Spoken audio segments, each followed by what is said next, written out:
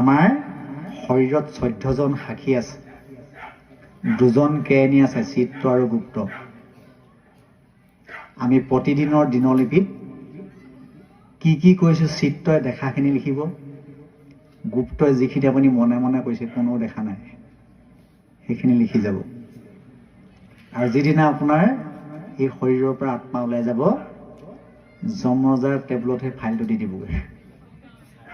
যমৰজা এফালৰ পৰা চাই যাব আৰু কিমান দিন ঈশ্বৰৰ সেৱা কৰিলে, কিমান দিন নাই কৰা, কিমান দিন বিধাত পঠিয়ালে, সেইবোৰ হিচাপ নিকাচ কৰি যদি আপুনি ভাল কাম কৰিছে ভাল জেগালৈ পঠিয়াব, যদি বেয়া কাম কৰিছে বেয়া জেগালৈ অকল পঠিয়াই দিব। গতিকে তোমাক মই ভাণ্ডো, তুমি মোক ভাণ্ডা, 14 সাক্ষীক ভাণ্ডিবা কোনো উপায়। কোনেও কাকো ফাঁকি দিব নোৱাৰে। আমাৰ 14 জন সাক্ষী শৰীৰতে আছেই। সেইকাৰণে শংকৰ গুৰুৱে চকুৰি ভকতক, প্ৰতিজন ভকতক এটা এটা বগৰী দি পঠিয়াইছে। আৰু বগৰীটো কৈছে যে কোনেও নেদেখাকে খাব লাগিব, আৰু পিছদিনা মোক কোনে ক'ত ক'ত খালে ক'ব লাগিব। এতিয়া 24জন ভকতে, 120 জন ভকতে এটা এটা বগৰী লৈ গৈছে। কোনোবাই কৈছে মই বিচনাত তলত খালো, কোনো দেখা নাই। কোনোবাই কৈছে মই দৰ্জা চুকত সোমাই খাইছো, কোনো দেখা নাই। এনেকে বিভিন্নজনে বিভিন্ন ভাৱে কৈছে। কিন্তু ৰামৰামাটোৱে কি কৰিলে, বগৰীটো আনি পেলাই শংকৰ গুৰুক ঘূৰাই দিলে। কৈছে মই খাবলৈ জেগাই নাপালো, মই ক'ত লুকুৱাই খাম, মোৰ শৰীৰত দেখোন 14 জন সাক্ষী, 2 জন কেৰাণী আছেই। তেতিয়া মাধৱ পুৰুষে এই ঘোষাত লিখি দিছে, তোমাক মই ভাণ্ডো, তুমি মোক ভাণ্ডা, 14 সাক্ষীক ভাণ্ডিবা কোনো উপায়। গতিকে আমি কোনেও কাকো ফাঁকি দিব নোৱাৰো। ফাঁকিটো কাক দিয়ে? নিজকে দিয়ে, আনক দিব নোৱাৰে। হে ৰাম জাত হন্তে হৈৰতি, কৃষ্ণৰ চৰণে, নাহিকে সুগম আত পৰে ত্ৰিভুৱনে। পূৰ্বতে ব্ৰহ্মায়ে কচিতে 3 বাৰ, বেদত বিচাৰিয়েহি মানে পাইলা সাৰ। শ্ৰৱণ কীৰ্তন মাত্ৰ সুগম ভকতি, অল্পতে উপজয় গোবিন্দত প্ৰেমৰতি। হেন জানি মহাযত্নে কৃষ্ণক সৰ্বথা, শ্ৰৱণ কীৰ্তন কৰাতে জীয়ান কথা। শুদ্ধ হৈ বায়ে তেকেতে জীৱ মায়া জালে, কৃষ্ণৰ পৰম পদ পাইবা অল্প কালে। 2 অধ্যায়ৰ কথা গৈলা এহি মানে, শুকমুনি কহন্ত ৰাজাত বিদ্যমানে। জ্ঞানী মনুষ্যৰ এহি মানে প্ৰয়োজন, কৰিবে কৃষ্ণক মাত্ৰ শ্ৰৱণ কীৰ্তন। যেন ফল পাৱ সবে দেৱতাক যজি, লভে সৰ্বসিদ্ধি প্ৰভু মাধৱক ভজি। এই অজ্ঞানীকে সেৱয়ান দেৱতা সকল, যেন পুত্ৰ ভাৰ্যাৰ ভজনে তুচ্ছ ফল। ভকত জনৰ সংগে ৰংগে সৰ্বক্ষণ, কৃষ্ণক আৰাধি কৰে শ্ৰৱণ কীৰ্তন। এহি মানে পুৰুষাৰ্থ পুৰুষৰ, আন কৰ্ম সবে ব্যৰ্থ হৰি বিমুখৰ।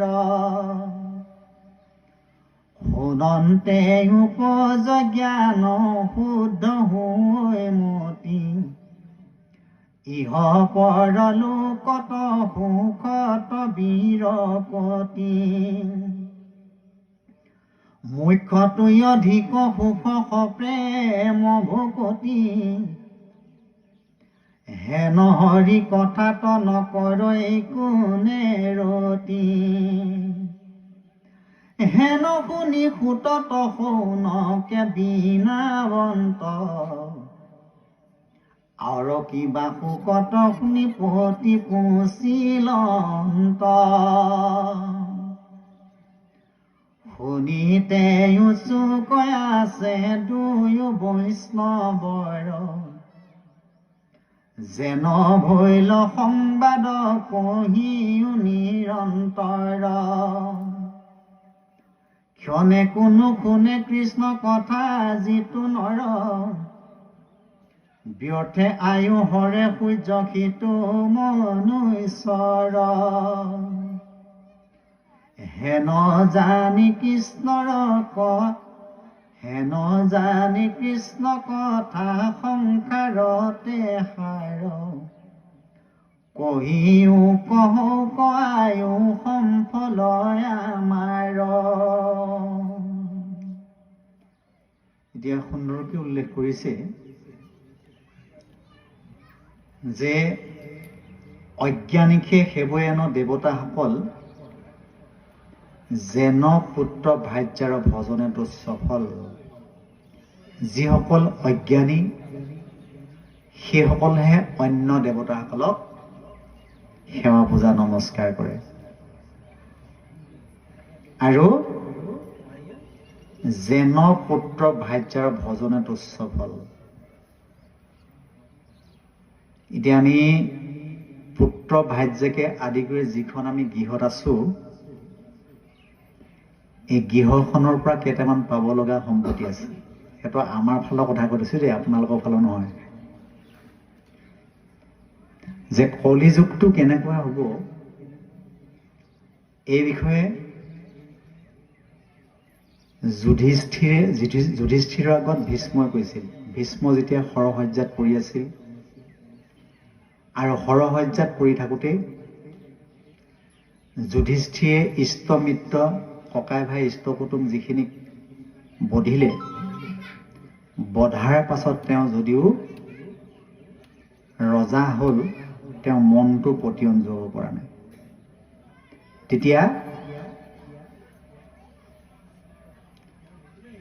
কৃষ্ণই ভীষ্মৰ ওচৰলৈ লৈ গৈছে যুধিষ্ঠিৰক আৰু যুধিষ্ঠিৰৰ হতুৱাই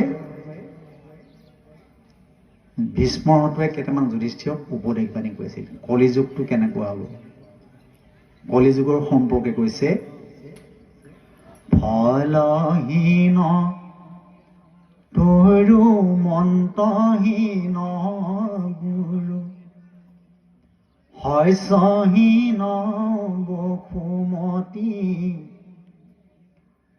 মিত্ৰ স্নেহ হীন গোবচহীন কালৰ হেনকে গতি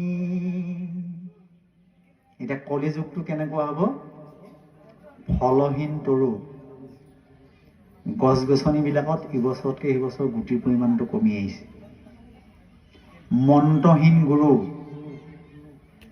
আমাৰ সমাজত যিবিলাক গুৰু আবিৰ্ভাৱ হৈছে গুৰুৱে মন্ত্ৰহীন শিষ্যক কি শিকাব আৰু মিত্ৰ স্নেহহীন এতিয়া কলিযুগত মিতিৰ মাত্ৰ দুঘৰ আমাৰ ফালৰ কথা কৈছো দেই আপোনালোকৰ ফালে নাই কোৱা যি ঘৰলৈ ছোৱালী দিছে যি ঘৰলৈ নিছে শহুৱেক শাহুৱেক আৰু জীয়েক জোৱায়েকৰ মাজত আদান প্ৰদানটো থাকে বাকী যিবিলাক মোমাই ভাগিন পেহী মাহী যিমানবিলাক জেঠা ইষ্ট কুটুম্ব আছে এইবিলাক কাৰো ঘৰত যাবলৈ সময় নাই কেতিয়া যায় গম পাইছেনে যদি কোনোবা এজন বিয়োগ হৈছে খবৰ দিলেহি এপাক নগলে বেয়া হ'বলৈ অকণমান গৈ থিয় হয়, তাৰ বাহিৰে যাবলৈ সময় নাই। যদি বিবাহ এখন ওলাইছে খবৰ দি থৈ যায়, নগলে বেয়া হ'ব বুলি খন্তেক গৈ থিয় হয়, তাৰ বাহিৰে যোৱাৰ সময় নাই। সেইটো আমাৰ ফালৰ কথা কৈছোঁ, দেখিছোঁ। আপোনালোকৰ ফালে এনেকুৱা নহয় চাগে। এতিয়া মিতিৰৰ মৰম চেনেহ কেনেকুৱা? গু বৎসহীন। যদি আপুনি বাজিগাই এজনী পোহে, গোবৰ চবৰ হ'ব, কিন্তু লাইফত গাড়ী খাব নাপায়। কালৰো সেনেকুৱা গতি, এতিয়া সময়টো তেনেকুৱা বুলি কৈছে। তাৰপাছত আমি গৃহখনৰ পৰা কি কি পাওঁ, এই কথাকেইটা সুন্দৰকৈ উল্লেখ কৰিছে। এই সব সম কলে বৰ পুত্ৰ ভাৰ্যাই আদি কৰি, কেৱলে দুখৰ বহু ভাৰ, শোকমোহ মহাভয় হানি অপমান ছয়, দিনে ৰাতি নুগুচে অপাৰ। সব সম কলেবৰ, সকলোৰে কাৰণে সমান, পুত্ৰ ভাৰ্যা আদি কৰি কেৱলে দুখৰ বহু ভাৰ। পুত্ৰ ভাৰ্যাকে আদি কৰি আমি যিখন ভাৰ বৈ আছো, এই ভাৰখন সম্পূৰ্ণ দুখৰ বুলি কৈছে। আৰু ইয়াৰ পৰা পাব লগা সম্পত্তিকেইটা শোক, মোহ, মহাভয়, হানি আৰু অপমান, দিনে ৰাতি নুগুচাব পাৰে। এইকেইটা আমাৰ কলি যুগত গৃহখনৰ পৰা পাব লগা সম্পত্তি। যদি ইয়াতকে আমি ভাল সম্পত্তি পাব বিচাৰো, তেতিয়া আমি শাস্ত্ৰৰ আশ্ৰয় ল'ব লাগিব। কোনটো আশ্ৰয়? এই শুনিও সৰ্জন শাস্ত্ৰ সাৰ, সকল সম্প্ৰতি জানা পাৰ, হৰি ভক্তি ৰখে সন্তোষ মন যাহাৰ, চৰ্মৰ নিমিত্তে পানজুৰি চৰণ ঢাকিলে, যিটো জন যেন হবে ভূমি শৰ্মাবৃত ভৈলা তাৰ। এতিয়া শাস্ত্ৰই আমাক কোনটো সম্পত্তি ল'বলৈ কৈছে? শুনিও সৰ্জন শাস্ত্ৰৰ সাৰ। আমাৰ যিবিলাক শাস্ত্ৰৰ সাৰমৰ্ম, সেইবিলাক ল'বলৈ কৈছে। এতিয়া কলি যুগত ভকত 3 প্ৰকাৰ, দাপৰ যুগলৈকে 4 প্ৰকাৰ আছিলে। মই প্ৰকাৰকেইটা কৈ থৈ যাম। এতিয়া দাপৰ যুগত আছিল জ্ঞানী ভকত, জিজ্ঞাসু ভকত, অৰ্থাৰ্থী ভকত আৰু আৰ্ত ভকত। এতিয়া কলি যুগত সাৰ খোৱা, ধাৰ খোৱা, মাৰ খোৱা। সাৰ খোৱা হৈছে ইয়াত যিকেইটা কথা শুনিব, এইকেইটা শুহি গিলি লৈ যাব, আনক ক'ব। সেইটো উপকাৰ আছে, সেইটো সাৰ খোৱা বুলি কয়। আৰু ধাৰ খোৱাবিলাক কি হয়? ইয়াতে শুনিলে ইয়াতে এৰিলে, ঘৰ নাপায়গৈ। আৰু মাৰ খোৱা কোনবিলাক কয়? নিজেতো নুশুনে, আনকো শুনাৰ সুবিধা নিদিয়ে, কথা পাতৰ গতিকে। গতিকে আমি শাস্ত্ৰৰ সাৰখিনি কিমান লৈছোঁ, হিংসা ৰিখা কিমান এৰিব পাৰিছোঁ, সেইটো প্ৰত্যেকে নিজেহে অনুভৱ কৰিব পাৰিব।